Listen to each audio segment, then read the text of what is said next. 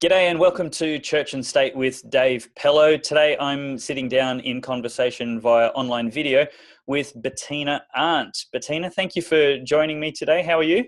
I'm fine, Dave. I'm looking forward to this. Yes. Now, you're an online dating coach.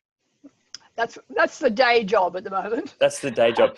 Yeah, the reason we're talking to you today is obviously about your other job, your passion, your mission in society to help men get a fair shake of the justice that's going around. Yeah, I mean, men's issues, what's happening between men and women. I mean, that's an increasing passion of mine, and particularly as someone who would always have called myself a feminist, the fact that feminism has evolved from something being about equal rights into something that is all about destroying men's lives is something that I'm very passionate about. And awesome. Yeah, so that I'd love to talk about that. Well, let's get into that. But tell me first about online dating coaching. Who are your normal customers? Are they young, middle-aged, old, professional, unemployed men living in their mum's basements? My online dating coach came about through friends coming to me wanting help with their profiles. And I was online. I'm a very successful online dater and met my partner 3 years ago online, having been on and off online dating for about 7 years, meeting, had some fabulous relationships along the way. And so my friends came to me for help writing their profiles, which is a very difficult thing. People just don't know how to begin to describe themselves. Yeah.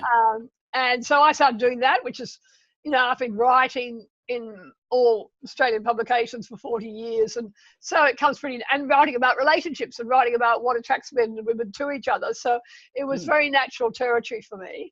And that's how it began. And then I started having people wanting more than that and wanting help with the whole process. I mainly deal with older women, particularly women over 50. Okay.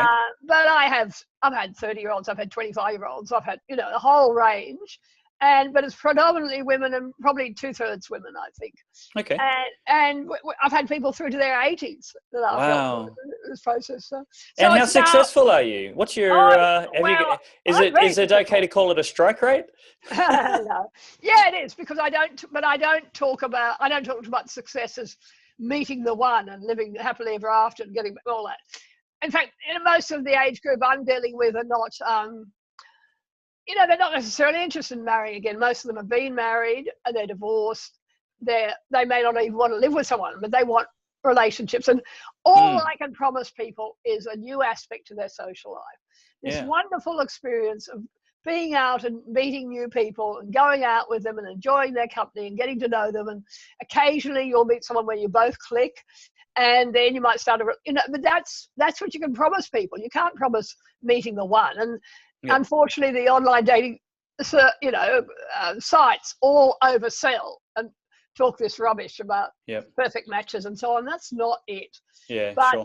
this is a fantastic. The minute I heard about it, I thought that's for me, because here I am, more than most people. When I found myself single after a long marriage, I thought, I know I'm out and about a lot, but it's really hard to meet single people in any age group. It's not a choice between online dating and real life dating. It's a choice between sitting at home and doing nothing and real life dating, or having an active social life with all your girlfriends. But most people who come to me say they don't meet eligible people in their normal life. All right, before we get down to... Yeah, I just want to say, there are massive pools of single people in every age group, and here we have the perfect vehicle to bring them all together. And Brilliant. It's working a treat. No one talks about what a miracle this is for single people. Yep. The bloody journalists out there are always writing about the few scare stories, people being ripped off, people having things go wrong. Yes.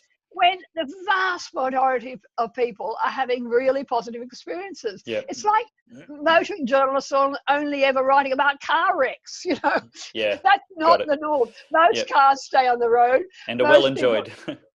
And most people online are using it. Most people are meeting people. That's how single people are meeting each other, online dating. I actually had a tradesman come to my house and he did some work for us and that was great. But my wife's a photographer and he asked her to take a photo for him. And he was a guy well past retirement age, and he just wanted some female company to have dinner with. He wasn't looking for marriage or necessarily anything sexual. He actually just wanted a friend of the opposite sex who was good at conversation and enjoyed eating out. Well, that's right. I mean, I had an 82-year-old woman came to me, and she said she wanted to meet some people. And I said, look, I can't promise you'll meet anyone special, but I can assure you'll have some nice guys to go and have coffee with, or maybe go to a movie with. Hilariously, we did this wonderful profile for her, really nice photos. I have photographers in every city working with me. Oh, wow. And she, but she was classic of the sort of client who drives me crazy. But the first morning, she had about 14 men approach her. And I said to her, well, here they all are. Are you going to talk to any of them? Oh, no, I don't like him. He's got blue eyes. Oh, he doesn't dress well. I mean, talk about picky. Yeah. People have to be realistic. Yeah, sure. And that's one of the, that's where I do a lot of work, talking to people about their goals, helping them understand that, they have to have a reasonable idea of what they're looking for, what they need to attract, what are their chances of attracting the sort of man that they might dream of, or the woman might dream of. Well, let's get into it. But before we do, if there's anybody out there who's looking for a friendship of one sort or another through online dating, and that would love some help to navigate the technical and social minefield that it might be, how can they get in touch with you? Oh, well, I suppose the easiest just to Google my name, Bettina Arndt. I've got a website and I've got lots of stuff out on there. I've even dragged my beautiful man online recently. Oh, wow. and told the story about how we met. So that's all up on my website and people can see that. You are your own greatest success story. Yeah, absolutely. All right. Now, we've seen the Human Rights Commission recently invest $1 million of your money and my money and the viewers' money in coming up with a survey which is basically telling us that the most dangerous place in the world we could possibly send our children is university, because there's an extraordinarily higher than average risk that they will be raped or sexually assaulted, which includes staring. Yeah, I mean, I've been writing about this for a long time. This has been a campaign that's been underway for years to try to present our universities as unsafe places, particularly for women. And it's a very deliberate campaign. It actually started in America, this idea of a rape culture on campus. And we're following down the same route that America went through. And it's been a disaster in the States. So what happened in Australia is there was a Union of Students survey that claimed 73% of girls had been sexually assaulted or raped. Wow. And that was a self-selected survey. It included incidents outside the campus. It was all, it was a total beat up. If you look carefully at the way that survey was done, it just didn't stand up. Was this another survey or the Human Rights Commission one? No, this was an original one done by the students. Okay. And they used that to say, we've got this big crisis here. We've got a major problem with rape on campus. And they persuaded the universities to put in $1 million to the Human Rights Commission to do a proper survey. Oh, wow. Now, what they were looking for was evidence of this crisis. Yep. And the funniest thing is, we've got our Australian Bureau of Statistics, our big national body for gathering statistics. They, in terms of their sexual assault figures, it shows 0.6% of women each year are sexually assaulted. In Australia or on campuses? In Australia. Okay. And of course, the feminist activists always say that's all because women don't report it enough and women are afraid of, going to the police and they know they won't get heard properly and so on. So this whole $1 million was spent to try to get better data than that. Mm-hmm. And what did the Human Rights Commission find? They found 1.6% of the students surveyed by the Human Rights Commission, respondents, this self-selected group of respondents. Again, not random. Over 2 years, 1.6% over 2 years, had said they were sexually assaulted, using the broadest possible definition of sexual assault. Wow. Including, having change their mind afterwards, etc., etc. So it doesn't sound like 1.6%. Look, one person is too many, but 1.6% doesn't sound like a rape epidemic or a rape culture. Absolutely not. I mean, this whole exercise was a terrible failure from the activist point of view. I'm sorry, I got that Bureau of Statistics data figure wrong. It was actually 0.7, and what we're talking about here is 1.6% over 2 years, which is 0.8. So they got almost exactly the same figure as our original data.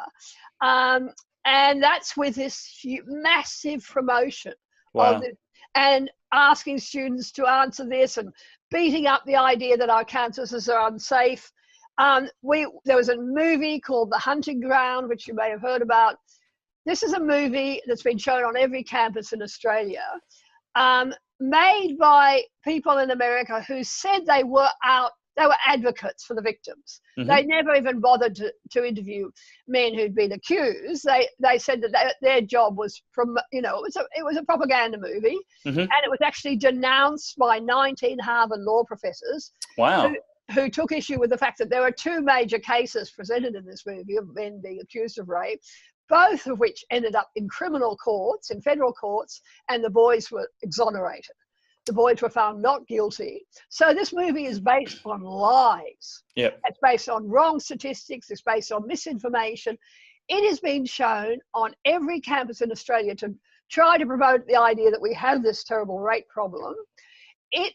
This organisation promoting that movie gave the seed funding to the Human Rights Commission to do that survey. They gave them 150,000. Yep. If you look at all the university documents around this whole issue, all of them quote The Hunting Ground as having supplied information and so on. And this is an organisation which has been denounced around the world by people who really understand what's going on here. A political agenda, not a safety or justice agenda. An ideological agenda demonising men. And what is quite extraordinary is how our universities have got sucked in. The week before the Human Rights Commission data came out, I wrote to every Vice-Chancellor and said, what are you doing? I mean, I asked them questions about the risk, for instance, of scaring off overseas students. You remember when there was that attacks on Indian students in Melbourne? Yes. And all our Vice-Chancellors scurried overseas to reassure Indian families that this was a safe big place. PR exercise. We're safe, come to Australia. Come to Australia. What are they doing? They're buying into this total misinformation, this fake news campaign presenting our campuses as an unsafe place for students. And I've been talking to people in India, people I know there about what they think would be the impact. They said, no families are going to send their daughters to a place where the universities are promoting the idea that they're unsafe. And all, let alone the sons. And the risk for men, of course, is being wrongly accused. And that's the really fascinating thing that's happening in America. What happened there is they had the same process of this fake survey. They lent heavily on the Obama government to introduce, and Obama gave in and introduced legislation that required the universities to set up tribunals on all publicly funded universities. Outside the normal justice system. Outside the normal justice system. I mean, I was just reading, I read an article, there was an article published in a Chicago paper 2 weeks ago saying, if you're raped, call the cops. There's a criminal justice system to determine these cases, as we have in Australia. And what these feminist campaigners are trying to do is say they aren't convicting enough men. If you go to them, particularly what we're talking about on universities is not stranger rape generally. We're talking about boys and girls, unfortunately, often having too much to drink. So they're both drunk, and there's a real issue around he says, she says, was she consenting, was she not? When those cases end up in court, usually the men aren't convicted. Because, a group of ordinary men and women are serving on a jury won't convict a young man and ruin his life on the basis of something she says, if there's no evidence, and if his story is quite different and there's no evidence either way. Quite logically, we give the man the benefit of doubt. What our justice system depends on evidence. Yeah. And if the evidence is there. So, but the feminist and that's a hallmark of our justice system, I think, that bears a moment. Emotionally, we actually feel really, really sorry, and we should do, for the women who might be victims of sexual assault and violent rape, which is horrible and should be absolutely punished in the worst possible sense when the person is guilty. But the hallmark of our justice system is the presumption of innocence until the evidence establishes beyond a reasonable doubt that that person is in fact guilty. The justice system says it's better to let a guilty person go free than to punish an innocent person. Well, in theory, but this is being turned upside down by the Human Rights Commission. Oh, not just by the Human Rights Commission. At some other point, we'll have to talk about what's happening to rape laws generally in Australia, and particularly in Victoria, where they're shifting the balance in favour of the victim. And they're removing a lot of the traditional protections under the law, the right to present evidence, the right to have a lawyer, the right to cross-examine the person who's accusing you. All those things are being thrown out the window for the sake of giving victims a better hearing and more chances of conviction. And that sounds like something we should be fond of, but it's costing us justice. It's not creating justice, it's creating injustice, because innocent people are being, or accused people are being presumed guilty. And the process is the punishment. As we saw with the QUT students, the Human Rights Commission isn't interested in due process, presumption of innocence, and fair trial. They're actually persecuted through the process itself until they're going to surrender. But that's what people have to understand. This whole fuss about campuses is driven by feminists who are not happy with what's happening in the courts in these cases. And they will argue that even though the courts bend over backwards now to protect the victim, because there's been so much, quite right, discussion around whether victims are properly heard, whether it's a really confronting thing for a woman to accuse a man of rape, and does she get a proper hearing? Is she protected so it's not such a traumatic experience? Our whole justice system is now doing everything they possibly can to make that a process that isn't doesn't add to her trauma. And even in these circumstances, the feminists aren't happy that still a lot of women who accuse men in a date rape situation, there's not enough evidence to convict him. And so what they want from this whole campaign is to get the universities to adjudicate these cases, as happened in America. So what Obama did was introduce these tribunals, which many people, there are books and books and articles and organizations monitoring what's happening in America. And they've found that these are real kangaroo courts. They've done away with all the traditional protections. There was one man locked up for 6 days, not even knowing who'd accused him. Wow. Men aren't allowed. By a university? By a university. My goodness. Yeah, there's been cases where, across the board, the normal assumption where you get shown who is accusing you, where you get given the evidence so you can work out how to defend yourself, where you have a lawyer to protect you, all that's gone. Lawyer. You're not allowed to cross-examine the woman who's accusing you. You name it, they're doing it. One of the things that brings a lot of these cases undone is the text messages, it's the Facebook messages. And there's this classic story of in Columbia University mattress girl. Which is quite fascinating. You mentioned her in the article. Tell us about that. That's I wrote great. about her. And this only came to a culmination, like 2 weeks ago. Columbia University, big university in New York. A girl accuses a man of rape, a boy, another student, and alleges that he'd anally raped her and tried to strangle her. This was something like 7 months after the actual event was alleged to have taken place. And there was this whole series of text messages between them. 2 days later, he sent her a message saying, "Would you like to come to a party in my room?" "Sure, love to see you," she says.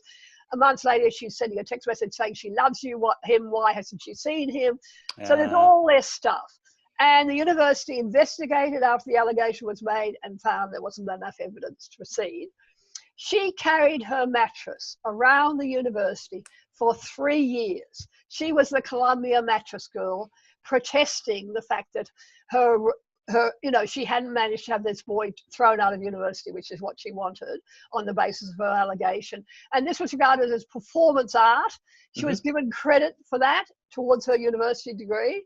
She was allowed to carry her mattress to her graduation ceremony. She was celebrated across this country. She went and met Obama as the mattress girl.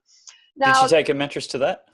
I have no idea. But 2 weeks ago, Columbia University settled a big court case with the boy and his family, alleging this was gross discrimination and harassment, allowing the university to, everywhere she went, they named him as the rapist. They made that boy's life so miserable. The double standards are galling. On the left, they refuse to live by their own standards that they apply to anybody else. This kind of discrimination and bigotry against a woman would be howled down in every media channel, and every protest group would be out there screaming at the boy for humiliating and objectifying and vilifying a girl in the opposite circumstance. But if it's a guy, all of a sudden he's fair game, and we need to make him as small and as nasty as possible, demonized. Mothers of sons, listen to me. I mean, my campaign now is to get people to understand what's happening to men in this situation and in many other situations.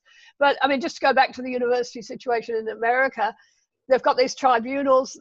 The universities are just on their knees now. They're in such trouble. They're spending $700 million a year just running those tribunals, endless accusations, investigations, and then they face lawsuits, mostly from men who've been wrongly accused and thrown out of university and have their whole lives ruined. I mean, we had a boy who went to the school that my son went to in Sydney, who went overseas to New York, to America, and was wrong.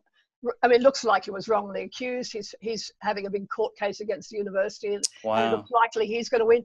But they're losing most of the cases, universities, where it's found that due process didn't exist. The boys weren't given sufficient opportunity to present their evidence, and they were wrongly accused. And it's costing the university system a fortune.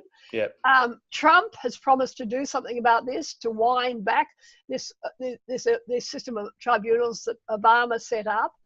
And just 2 weeks ago, the college administrators from across America went to see the Trump people and said, we cannot go on like this. Now, what are we doing in Australia?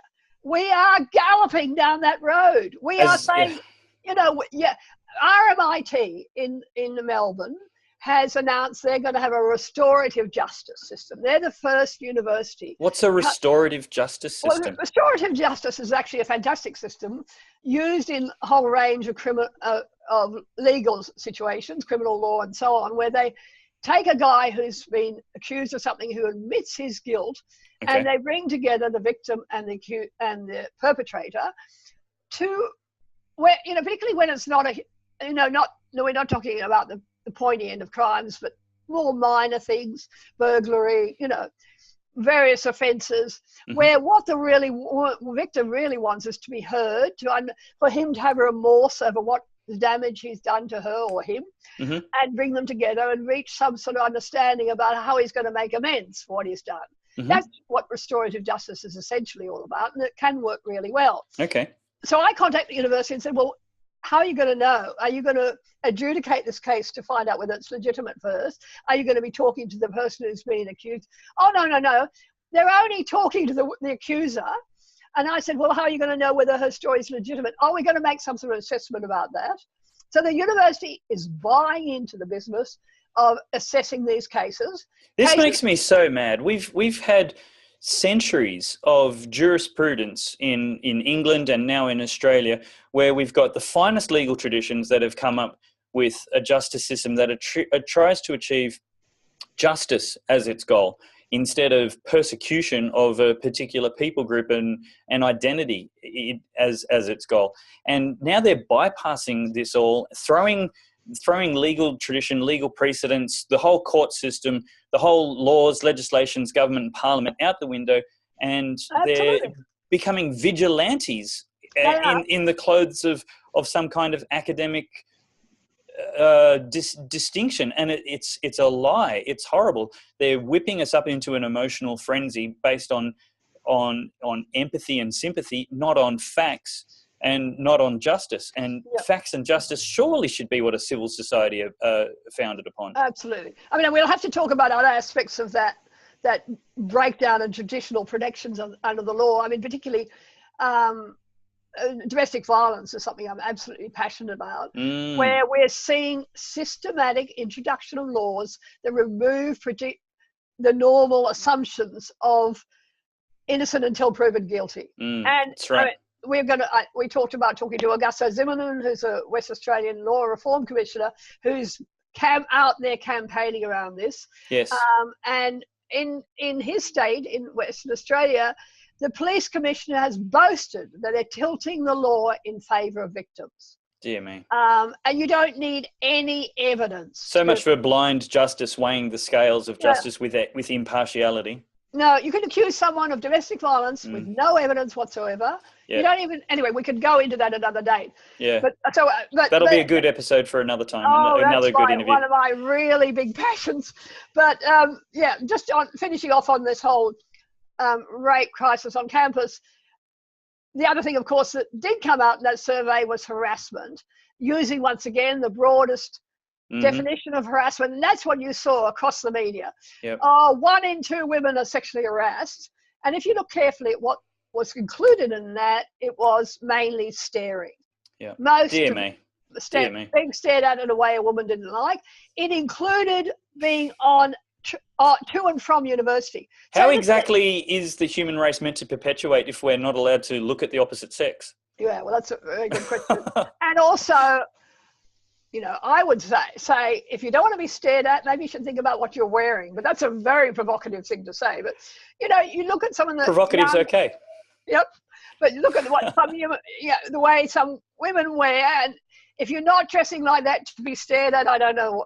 But the issue, of course, is who is staring at you. And if it's a lovely, spunky young student looking at you in a way no you objections. Like, but if it's a weird, nerdy bloke on a train, that's where you regard it as harassment. This figure of 1 in 2 students doesn't just refer to other students or other staff. It refers to people on trains, people on buses, events outside the university. It's nothing to do with campus harassment. Yeah. In fact, most of the incidents took place off campus. Wow. I mean, the way this issue was fudged, Yeah. the way our ABC presented this issue across the board. Yeah. I tried to get on radio, as I often do, to talk about my stories. None of them would touch this because they were all pursuing the rape on crisis narrative, all our ABC stations. Yeah. The Guardian, Fairfax, all the big, lefty newspapers have been systematically promoting this idea of this absolute rape crisis. Terrible. What are we going to do about it? And there's about 3 people in the media who've been speaking out about this. And the rest of it is all fake news. Yeah. Dave, I just want to say, I've had enough of people complaining about things. I want to do something. I mean, in the last few weeks, I've had academics, I've had students from all over Australia writing to me saying they're fed up with this. They're fed up with this feminist campaign to demonise men and the universities kowtowing to this rubbish. And what can they do? And so we're plotting now and working out what we can do. For instance, the universities are not going to require every student to attend a sexual consent training course. And we're looking at a disobedience response to that, saying getting people to sign petitions and say they're not going to that course unless they're proper balanced courses which require men and women to take responsibility for negotiating consent. Imagine a university student taking responsibility. That would be fantastic. Well, wonderfully, I've got lots of women who've written to me saying they're not happy with the way that they're being presented as perpetual victims. Good. They want women to have agency in their decisions. Good. I mean, there was a woman on 7:30 Report the other day talking about date rape and how she'd got totally pissed and she could barely walk and she staggered with this bloke up to his room. And I mean, a number of people have contacted me about that and said it was just ridiculous that the interviewers didn't address that issue at all. That's right. Of what's she doing getting so drunk that she's incapable of consent? Because they're afraid of being labelled misogynistic. If they ask the woman to take responsibility and say, hang on, aren't you bearing some responsibility by being blind drunk that you can barely even walk? Yeah, that's right. And I mean, years and years ago, it's funny, I was asked as a guest producer on Four Corners to do a program around sexual consent, which was called No Doesn't Always Mean No. And of course, the Friends of the ABC had their knickers in a twist. I bet. They hated the idea that I was doing this. Mm. But I went out and talked to women about whether they ever deliberately get drunk so that they won't have to make a decision about whether they're going to go to bed with a boy. Wow. And of course, women will readily acknowledge that. It's Yep. much easier sometimes to let themselves get carried away rather than say, I want to go into this relationship and I'm taking responsibility for the decision around that. Yeah. Women aren't stupid. Lots of women are ready to acknowledge that sometimes they make decisions where they're avoiding thinking about consent. And we need all of us women to step up and take responsibility for actions rather than blaming men. And I think that's the campaign we should be running on campuses from people who object to this false rape culture narrative. No, good call. And it write actually... to me. Tell them to write. Everyone should write to me, care of my website. Write to Bettina and ask how to get involved in activism that is pro-justice on university campuses. Is that right? Pro-equality. Real equality. Men and women having responsibility for their actions rather than the current culture, which is all about blaming men for everything. Yeah, absolutely. No, that's absolutely right. Personal responsibility is one of those distinguishing characteristics by which we refer to some people as grown-ups. That's right. And luckily, there's a group of women like Karen Strawn, like men's activists, who are also very much arguing that we don't want this victimization. Yep. We want, and that many of us would have called ourselves feminists once because we believed in equality, and this has nothing to do with equality. Equality and justice are great things, and that's exactly what we want for everybody, that nobody's a victim, nobody's a perpetrator, and everybody is got the presumption of innocence until proven guilty. There's due process and personal responsibility at every level and for every person. Yep. Thank you very much for your time, and look forward to catching up with you soon again about some of the many, many topics around men's rights. Dave, nice to talk to you. Thanks, Bettina. Bye. Bye. Thanks for watching. If you really enjoyed that video, please give it a thumbs up and subscribe to my channel. Have a look at this great video next, and check out the website for even more interesting articles and episodes later.